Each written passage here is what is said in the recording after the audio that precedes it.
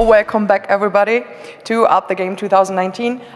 We now can introduce to you Alexander Griswald, who is an expert in escape room games. He is the co-owner of Industrum, and this is one of the largest escape room factories in the world. So give it now a warm applause for Alexander. Hey. Hello. Hi, guys. So let's begin, because the presentation is pretty big and we don't have enough time, so I'm going to skip some slides. About myself, my name is Alexander Girschfeld. I'm co-founder of Industrum company, one of the biggest, now maybe the biggest escape room factory in the world. So we produced 450 escape rooms. And let's talk about how to make your escape rooms a success next and this year. A little hint up for history about escape rooms. As I guess all of you know, they all started in Japan in 2007. Then they moved to Europe, and in Budapest, first escape rooms were opened in 2011. Then a Russian guy from Claustrophobia played these games, moved to Russia, opened the first rooms, and the whole boom of escape rooms began in 2014. Here you can have a small hint that in 2014 the industry began to grow rapidly, especially in Russia. Why Russian growth was much higher than others? Because it was much easier to open an escape room in Russia. You didn't need to find for a place for 2 months, go to fire department, do all the stuff. You could open within 2 days. It's reality. You could do it still within 2 days. A little harder, but still possible. As you know, we did the research. We talked with 200 escape room owners. We did a survey also with aggregators, websites, Wikipedia, and all other websites. And here you can see the statistics, how many escape rooms per million population in each country. As you can see, the Netherlands is a leading position, because the questions will be at the end, because we won't have time to talk about everything. I'm really sorry. Not enough time, guys. Also, the survey consists of 2 parts, US and Canada and Europe. So I'm not going to speak about US and Canada, because I guess we're in Europe, and that's what is important for us today. This is per 1 million people, so 60 escape rooms in Netherlands per 1 million. Yes, let's skip the Canada, but here you can see the growth of interest based on Google Trends. The same is in Russia, but as you can see, in Russia it's not growing anymore. There are some factors that explain this. We're not going to stop on it. If you will be interested in these statistics, I can answer about this later. This is European statistics. As you can see, everything is growing, interest is growing, especially Germany, UK, and France. You can check it in Google. It's all open resources, so not a problem to check it yourself if you're interested, and if you're interested in your special city or country. So, about the survey. We did this survey within 200 escape room owners. We asked them several questions, and this is the trends which we can follow through the answers. So as you can see, 77% are saying that the demand is growing, 21% that demand remains unchanged, and only 2% that demand is decreasing competition. And this is also showing us that the industry will grow at least for the next few years. And what will happen after, we don't know, because the global economy is changing, everything is changing, so you cannot predict what will be in 5 years. So the close future is increasing, and the demand is increasing, so we are safe. What about the quality? As you know, a lot of escape rooms were opened in 2014, 15, even 16, were really first generation with padlocks, with paper hints, and that is what now is changing. You can also feel it, you can also see it, and based on the survey, we can see that 32% says that the quality raised dramatically. New locations that are opening are becoming better and better, and like it's obvious you cannot open like low generation escape room right now because the competition will eat you. So what are the trends in the near future? And I want to tell you how we predict these trends. As you know, Russian market was ahead of European, of US market for past 2 years. And what we see now in Russia, we can say or predict that will be something close to that in Europe as well. So we can see that standalone non-franchise locations are still emerging. But for example, in Russia, we have a huge brand, Claustrophobia, and this brand now is emerging and getting other good rooms under their roof. Because for standalone locations, it's much harder to promote their escape rooms and to compete with the huge chains like, for example, Claustrophobia or any other chains that you know. Imagine to promote 1 room or 2 rooms and to promote 50 rooms. Of course, it's much easier to promote a brand with 50 rooms than brand with 2 rooms. So, what does it mean? What are future trends? More escape rooms will be operating under franchise. It doesn't mean that you are not allowed or you don't need to open your standalone franchise, but you will use different marketing tools to promote your standalone room than to promote it now. Aggregators, I'm not sure you're familiar with this word. So basically it's a website that consists all escape rooms in a huge area, like Now Escape, for example, with Fred sitting next to us. This is a website that has all escape rooms in a country or in a city or globally, and you can see the ratings, you can see the feedbacks, you can see a lot of information, and you can compare escape rooms with each other. And this marketing tool will be really important for you as an owners. And how many owners are here, if I can ask? And how many newcomers who are willing to open escape room?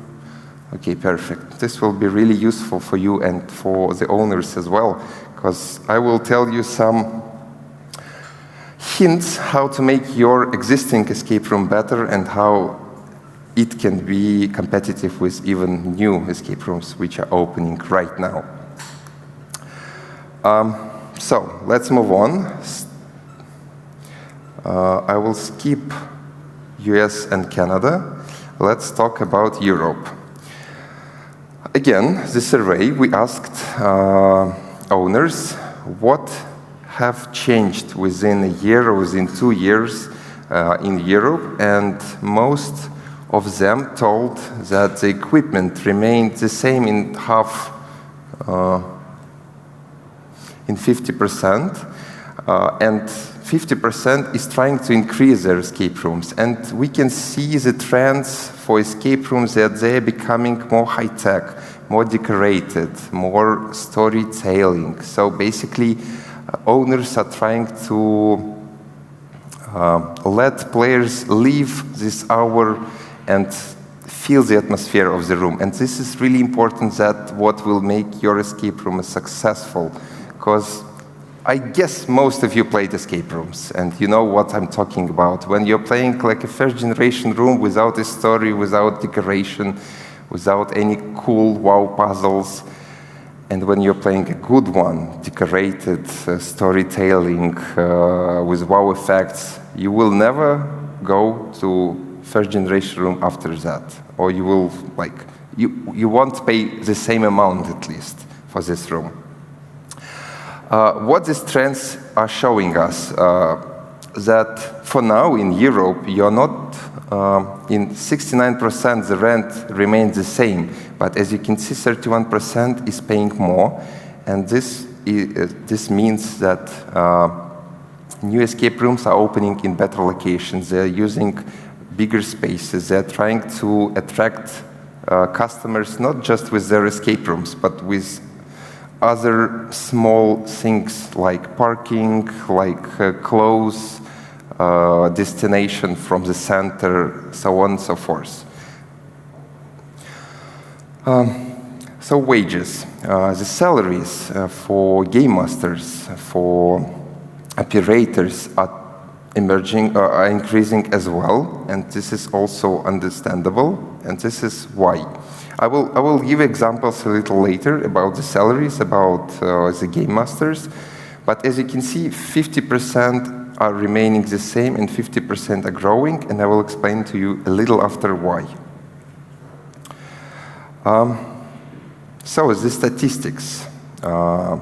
If you want your escape room to be successful in like today or like tomorrow in the near future, you need to think how not just to attract people with your escape rooms, but how to interact them, how them to get the full understanding, the full experience while they are using your service.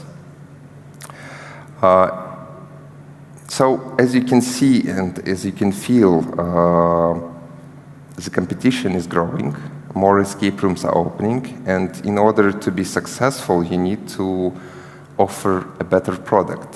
And now we're gonna speak about key factors, how to make your rooms better, or how to open escape rooms which are better than others have. So, key factor number one, target audience. I guess for most of you it's pretty obvious, but once I'm gonna tell it to you, try to look at it from different angle. Try to understand what you're not doing and what you can do, and this will really help you. So, target audience. Of course, most of you know who are your audience, who are playing your games, who are they? Like male, female, what are the age? Are they students? Are they like corporate clients? If you don't know it, you should find this out, because this is really important, not only when you're planning to open escape room, and this is like critical. You have to know who will be your guests, what kind of escape rooms you have to open, because, for example, in Egypt, they don't have normal escape rooms, they only have scary escape rooms. None of family escape rooms, none corporate escape rooms, only horror escape room works. And if you will come to this market with a family-friendly, I don't know, Shrek or whatever game, it won't be popular because the target audience doesn't need it, or at least they don't know that this kind of product exists. Bless you. Relation to escape rooms is really important as well, because in some cities, still not a lot of people know what the hell are escape rooms. So you need to prepare them, you need to tell them what is this. And some cities are known for escape rooms like million of London, Paris, and so on and so forth. So whether you know your target audience experience, you can offer them a better product. So for example, you don't want to open a simple escape room in a city with like 100+ escape rooms, because obviously target audience will be experienced and they won't play your easy escape room, and they won't willing to pay for this. For example, in Poland, in Wrocław, it's a student city, a lot of students, so basically you need to target students with your escape rooms over there. And you can ask yourself about your city, where you're planning to open escape rooms, who are your target audience, and then think what you will offer them. Okay, Europe. Based on survey, we can see that a huge target auditory is young adults and students, families with children, and corporate employees are coming to know what escape rooms are, and the interest of the companies are raising to play escape rooms to teach their staff. For example, in Russia, it's a little different. 90% of our target audience is families. So, and I also can explain you why, because kids are something that parents are willing to spend money on. Because there is a crisis in Russia, nobody is willing to pay €100 to play a 1-hour escape room. They will do something else. But for kids, for families, it's fine. So, key factor number 2, immersive scenario. This is something what is really important as well, because cool scenario lets your target audience be involved in the process. I guess it's obvious how to understand what is a cool scenario based on this slide. So it's legend of the game. So the storytelling, before you're letting your customers inside, you need to tell them what the hell is happening, why they're entering this strange room and trying to escape. What are the mission? The second is interest of your target audience. If you're targeting students, it's something supposed to be like the movie with the Vegas on the roof. I forgot the name of it. Hangover? Yeah, Hangover will work perfectly if we're talking about students. For example, Saw will work perfectly for scary movies, and so on and so forth.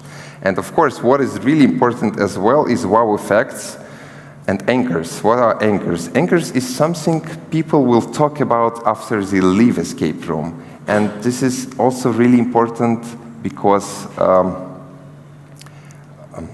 word of mouth is working the best way for promoting your room between your friends. And anchors is something they will talk about with others. For example, I don't know if you are watching Game of Thrones, the last episode, I'm not going to spoiler. But like small one, there was a coffee, Starbucks cup on a table. And now everybody is talking about it. So this is an example of an anchor in a serial. The same you can do with your escape room. Make something they will talk about. That's really important.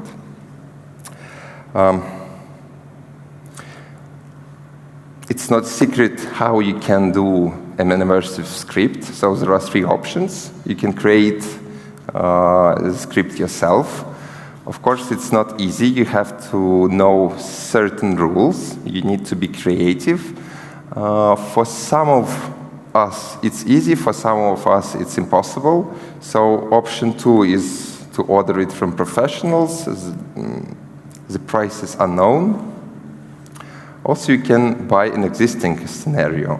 A lot of examples on the Facebook groups. So just know that scenario is really important when you're deciding to open an escape room, a new escape room. Try to think, can you do it yourself, or do you need help? How do I know that my scenario will be popular or not? So you don't want to spend a lot of money on that, of course. And also, when you will try to make it yourself, don't do scripts based on your interest. Do it based on your target audience interest, because this is also really important. What are the typical mistakes when you're creating a scenario? The first one is the scenario without any topics or outdated topics like prison, hospital, bank robbery. This is something players are fed up. I'm not talking about prison escape, if you're here. Prison escape is something totally different, but if we're talking about like 20 square meters escape room in a cell, it's something that is not popular anymore. Don't make it too difficult, don't make it too easy, because players are paying for an hour and they want to have an experience for an hour.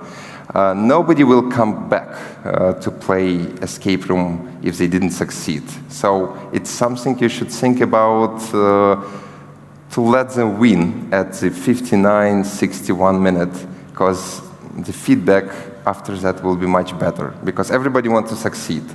I don't know people who didn't succeed and were like, yay, I'm so happy. So IP issues is something you should consider. I have millions of questions, and I guess why. But we are trying, and we are talking with lawyers, with Warner Brothers, how to avoid it. They're being pretty helpful, by the way, surprisingly.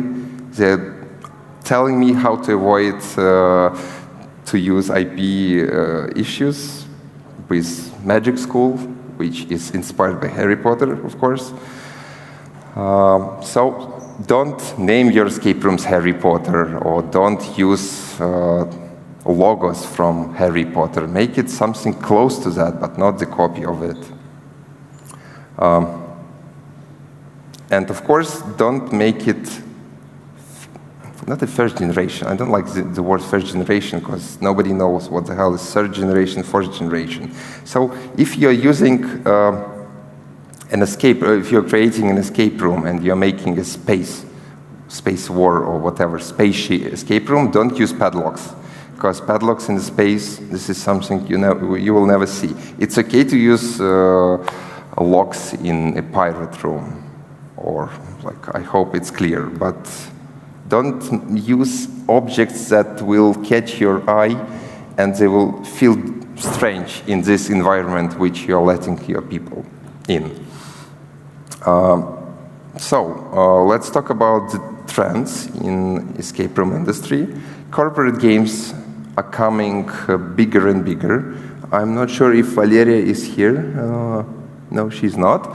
So a lot of banks are ordering a corporate events, or like a corporate escape rooms, which they're installing in their branches and teaching their employees how to communicate, how to deal with each other, team buildings, of course. So this is something you can consider with your escape rooms to offer it to corporate clients. And they're big, they have 100,000 people, so a lot of money will come to you. Of course, escape rooms for families with kids is becoming more and more popular, and this is also pretty obvious. Why? Because escape rooms are becoming some part of our entertainment. So people are going to cinemas, people are going to museums, to parks, and to escape rooms with kids as well. Promotional escape rooms for movies, for some events, are also growing, but not that fast. And arcade games. Arcade game is something you can remember from the machines, where you are buying coins and playing just a machine. It's the same one with escape rooms. For example, we did 2 arcade games in Germany, where you can see it over here. It's one room with 6 devices which you can randomly play in one sim. I don't have big feedback from it because it's pretty new, but this segment is growing as well.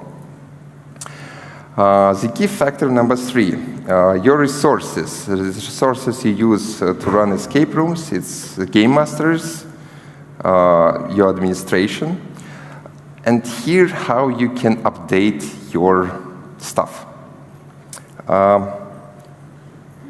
Most of you played escape rooms, and most of you heard the introductory speech of Game Master, where he tells you not to touch the ceiling, not to force the stuff, and then he tells you the story.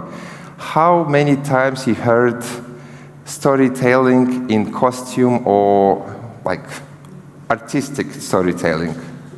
Any of you? Have you ever heard it? Like I heard it twice. Once it was in Prague, and the second one I'm not sure. The guy was in a costume. The room was dungeon something. So the guy was wearing a hoodie, not a hoodie, a robe with a huge sleeve, with the chains, and he was telling this story with some like this voice. It was really interactive. We emerged into the script, into this room immediately. And this doesn't cost you a penny because you're paying your game masters already. You can just buy a costume and train him to do this small speech artistically. It will be much better. This is something players can talk about after, and this is what we talked about after, and we played a lot of rooms. So use this advice. It won't cost you a lot, but it will bring you better reviews, more customers, and again, it's almost free. You don't need to spend a lot on this. So when you're inviting your guests to your location, think how they will feel it, because the experience starts not when they entering the escape room. The experience starts when they entering your website, when they entering your location. So how they will feel it there. Will it be decorated location, or will it be some, I don't know, one chair with one glass of water for 10 people? The experience will be also totally different. About the stuff. So think how they give the hints to the players. I know most of you have different hint systems. Some are your own systems, some are bot systems, but the way the hints are given is really important, because, for example, in a pirate room, if there will be a huge TV screen with hint writing, it will kill the mood. If there will be a parrot in a cage that will give you hints when you need them, it's totally different experience. Feel the difference, yeah? So, about escaping. If you see the players are nearly to escape and they have like 1 minute left, help them to escape. The feedbacks will be much better. I know, I'm not sure about the Euro, but in US, they don't like people to escape. They like the rooms to be 50% rating of escape, like 20, 30, 40. Nobody will come back. Let them win. Let them feel they're successful and smart. Why you don't let them win? I don't know. Like, my personal opinion, you have to let people win. So, if you will use it, you will have loyalty players and better impression. That's easy. Location. So, here you can see examples of our Moscow location with 7 rooms. We did 2 parts of this location. The first one is Spacey, where the girl meets the guests. She offers coffee, tea. You can see some movies, play some PlayStation. And over here you can see a huge table, which we also sold as an escape room. I'll try to explain. So imagine you have a birthday party and you want to spend this in an escape room. So you not only want to play escape rooms, you want to sit, you want to eat, you want to drink, or it's a kids party, and you want it to be at one place, not to go from escape rooms to the restaurant and so on and so forth. So we offered this as an additional space, which we sold the same amount as an escape room, and it was really popular. A lot of clients used this as an additional option.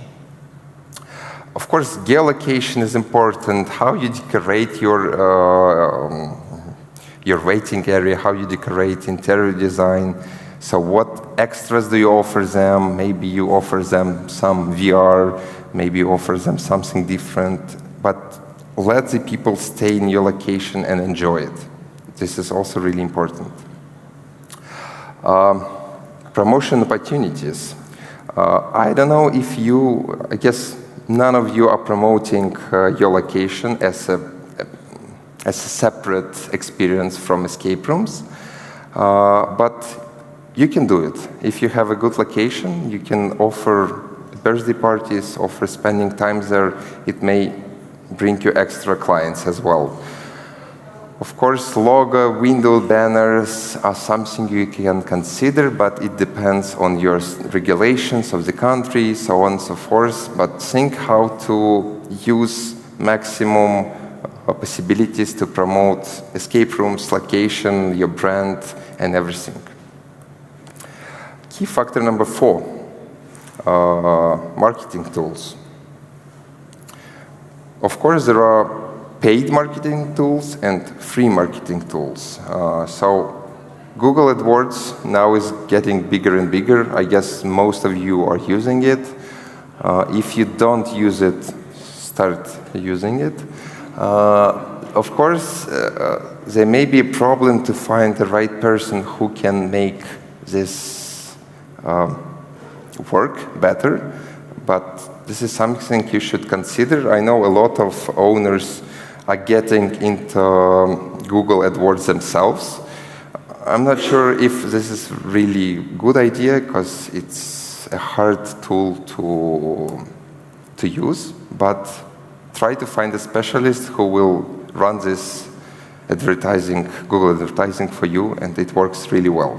I know that Facebook is becoming bigger and bigger to promoting escape rooms. Aggregators, again, aggregators is a website that collects all escape rooms. I know Netherlands has it, UK have it, I'm not sure about the France, Spain, but if you have them, talk to them. Because in Russia, I'll give you a Russian example.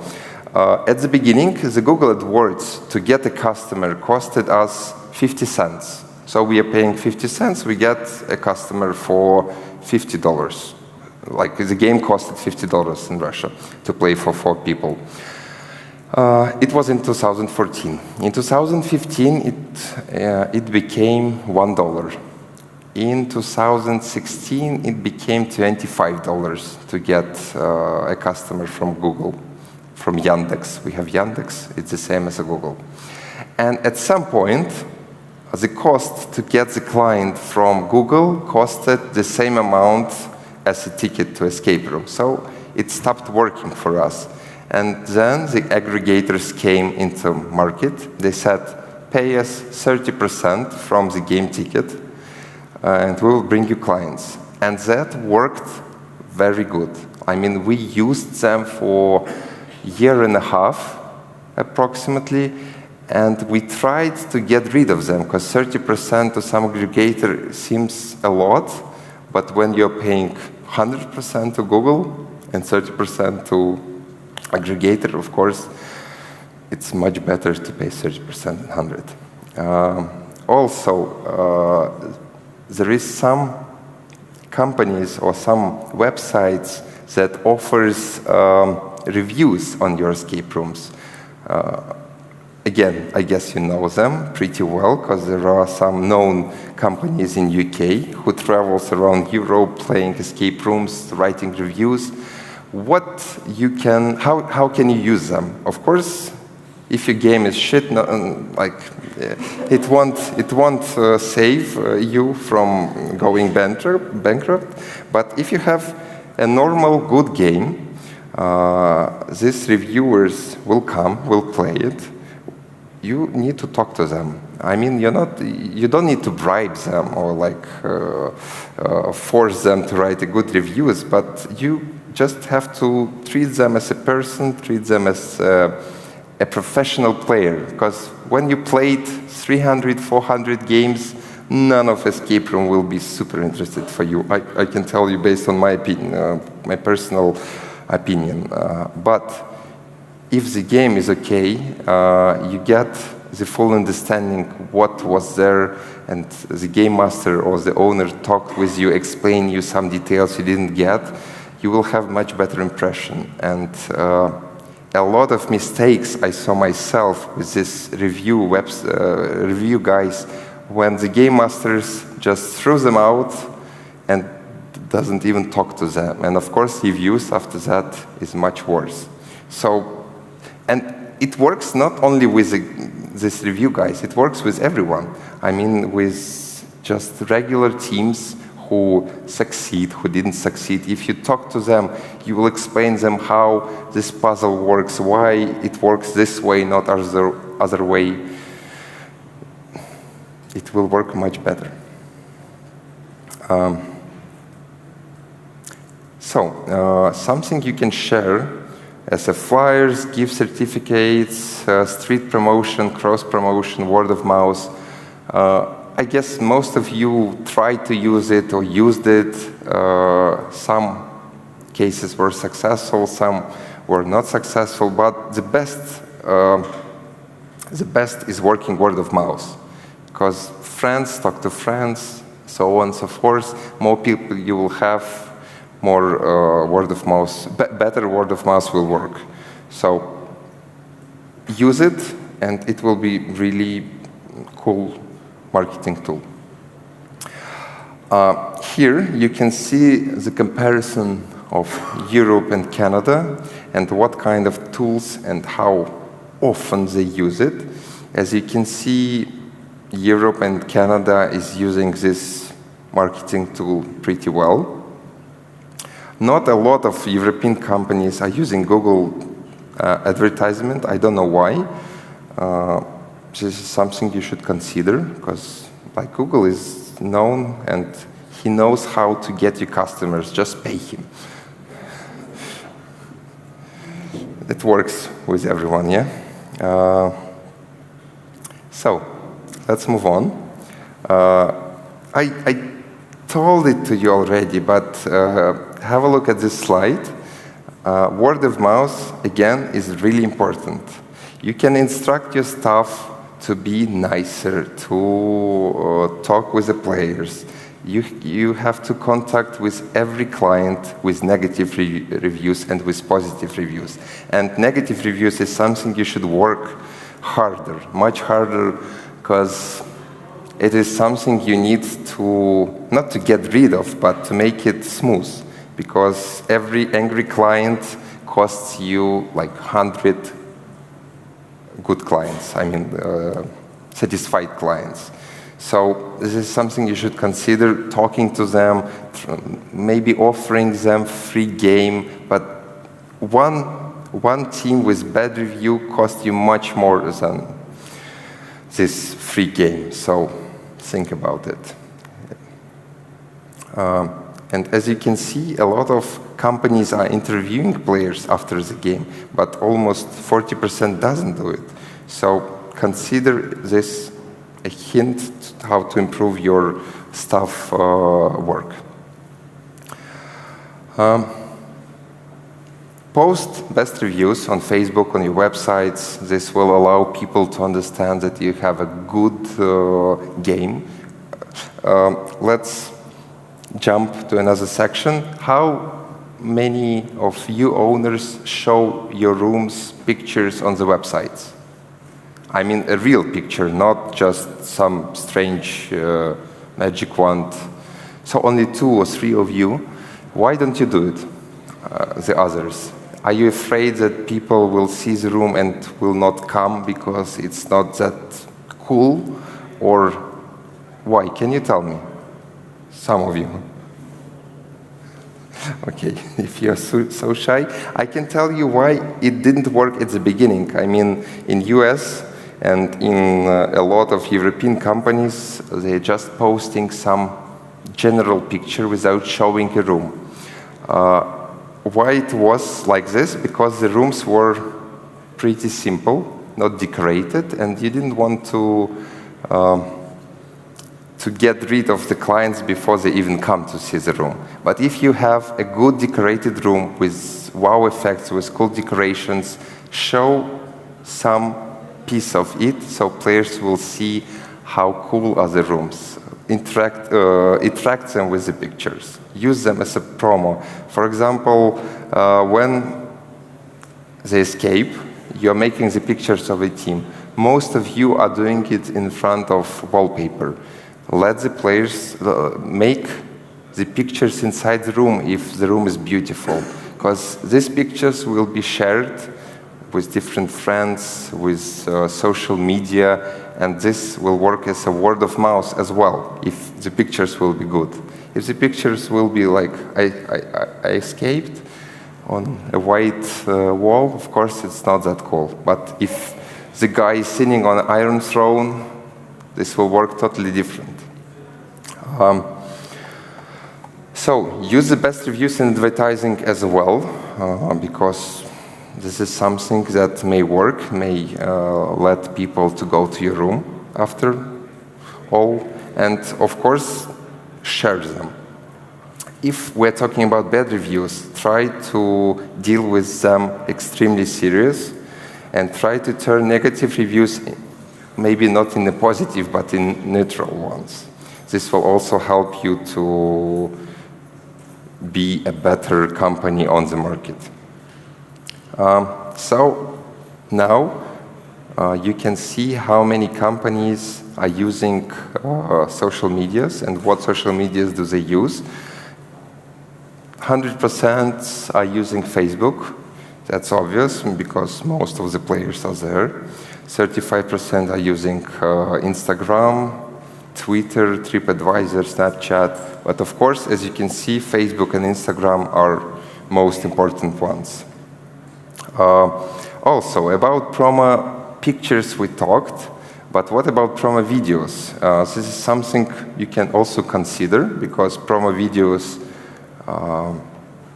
will, I forgot the word, will attract people, and if the videos are good, why don't you use them? You should do it. Not about how to play escape rooms, but about the escape room itself. Yes, because there are two types of videos. What the escape rooms are.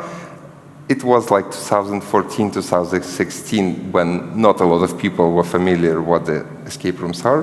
But now you just do it as a trailer for the movie. I guess before going to the movies, you're watching the trailers or reading the reviews. The same works with escape rooms.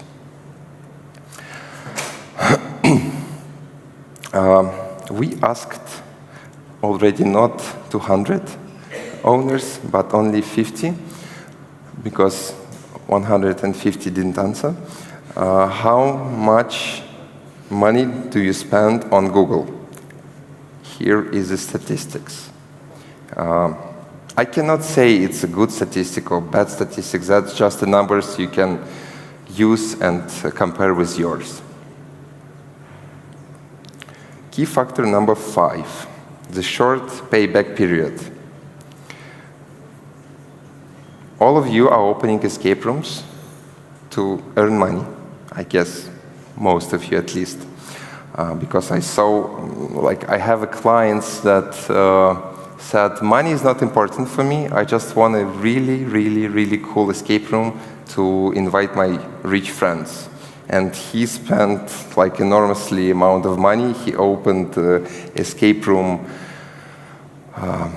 for you to understand, I don't know, on Eiffel Tower, to compare. And money was nothing to him. He just wanted a really cool escape room. For you, most of you, you're opening escape rooms to earn money. So how to be successful? 2 key factors: quick payback, so it has to be successful theme, quick opening. What is quick opening? I guess everybody understands. For Europeans, it's really hard to find a location. You spend, I don't know, up to a year to get the permission to find the location, to talk to the neighbors, to talk to fire department, so on and so forth.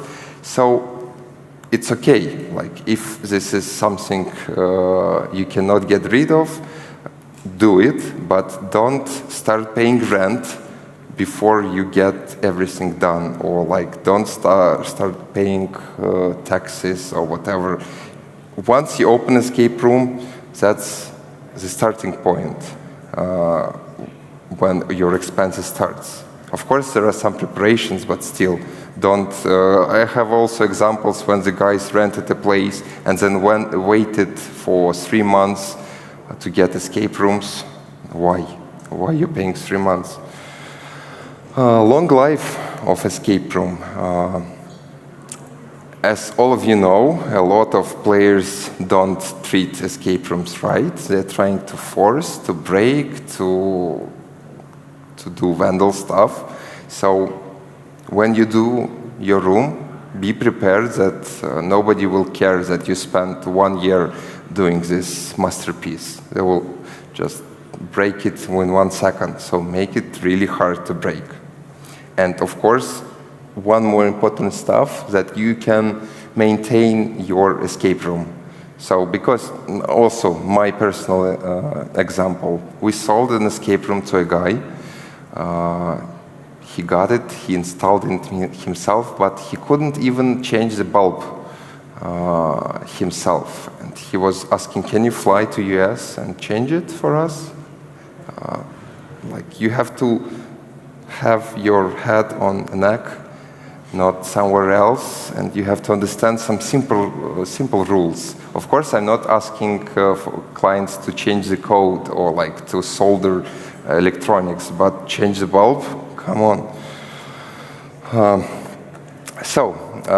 I want to show you the successful cases and also unsuccessful cases to understand what we were talking about. We have a company in UK. It's called escape3060.com. He bought Jungle Room at the beginning, and he is standing in a mall, not with a cube, with a regular escape room. He's targeting families and kids. Over here, you can see examples of his promotions. For example, when he opened the room, he dressed like a hunter from Jumanji, and he was welcoming people and telling the story of escape room as a dressed guy. For example, over here you can see the guy in a cage who is giving the flyers on the streets. So compare, for example, me, who is giving the flyer as a normal guy, and this guy. Who will you listen or who will you follow? Of course, that guy, because it's more interactive. Why he's standing like this? You are curious, you're coming to him, you're getting the flyers. So that's the good examples how you can use, without extra money, a better promotion tool than others. Of course, he decorated the room himself as well, because, for example, we are giving the basic kit, but there is no limitations to add extra, and more cooler stuff you will use, more cooler feedbacks you will have. And as you can see, he has a payback period within 6 months. He ordered new rooms after that. And this is like a successful case. Also, we have unsuccessful cases as well. The guy in USA ordered a pirate room. I will tell you 2 examples. And the guy is the same. So he ordered a pirate room. He had a normal space with Armstrong ceiling. You know what is Armstrong? Like this square ceiling plates. He had white walls. He had a white floor, and he didn't even paint it. He just put everything on the places with Armstrong ceiling, and he called this a pirate hut. What the hell is a pirate hut with Armstrong ceilings and like bulbs like this? This is something that not scares people, but they feel nobody respects them as players, because if you're coming to this kind of room, it means that owner didn't care. He just wants to get your money, that's it. And this is something you don't want to be, because you won't be successful, you will be bankrupt really fast this way. The second example of IP mistakes. We sold him Magic School, and we don't say it's Harry Potter, we changed all the elements, we talked to Warner Brothers about it. What he did a promotion on the magazine, Harry Potter is coming to town. Warner Brothers called him, and that's when I was talking to the lawyers of Warner Brothers. So this is also a bad example of promotion. Basically, that's it. If you have any questions, I'll be happy to answer them. I know the most common question, I will answer it right now. What is the future for escape rooms? How many more years do we have? The future of escape rooms is decorated storytelling, high-tech with wow effects and with the good stuff. If you will have these 5 factors, you will be successful. There are so many examples, bad and good examples of escape rooms, but I've never seen a good escape room, even if the company itself is going down, the other company will take this escape room and will use it, and you will get your money back. So try hard and use these hints to be successful. It will honestly help you.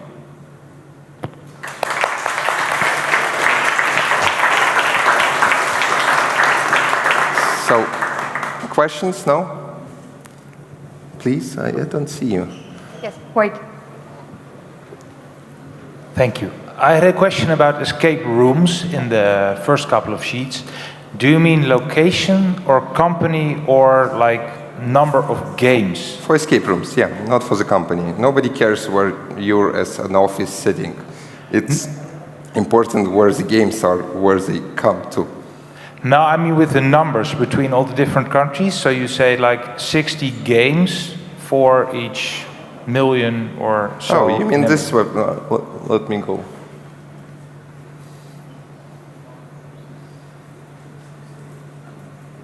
You mean this one?